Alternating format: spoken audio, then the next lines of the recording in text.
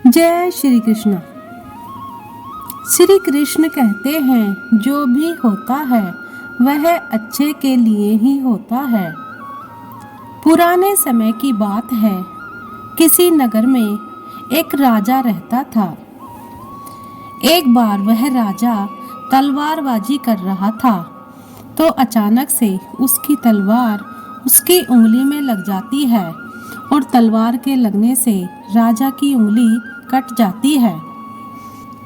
राजा को देखकर पास में खड़ा मंत्री अचानक बोल उठता है कि राजा साहब चिंता ना करें, जो होता है अच्छे के लिए होता है।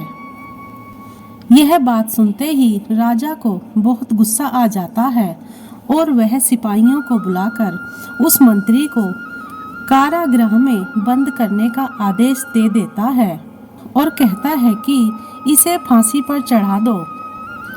यह सुनकर मंत्री घबरा गया।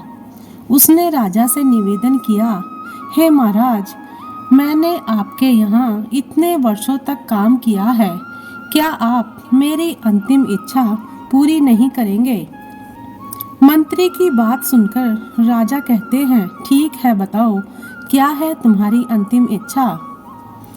मंत्री बोला, कृपया मुझे 10 दिन का समय दीजिए, उसके बाद आप मुझे जो चाहें वो सजा दे दीजिए। राजा ने उसकी अंतिम इच्छा मान ली। दूसरे दिन राजा अपने सैनिकों के साथ जंगल में शिकार पर निकला। जंगल के बीच में राजा अपने सैनिकों से बिछड़ गए और रास्ता भटक गए। रास्ता ढूंढते हुए राजा वनवासियों के बीच पहुंच गए, जो बलि देने के लिए किसी इंसान को ढूंढ रहे थे। वनवासियों ने राजा को पकड़ लिया और वन की देवी को बलि देने के लिए राजा को ले गए। बलि देने की सारी तैयारियां पूरी हो गईं। जैसे ही राजा को बलि देने के स्थान पर ले जाया गया, वहां खड़े एक बुजुर्ग की नजर राजा की खंडित उंगली पर पड़ी। उसने आवाज लगाई कि ये तो खंडित है, इसकी बलि नहीं दी जा सकती। तो वनवासियों ने राजा को छोड़ दिया।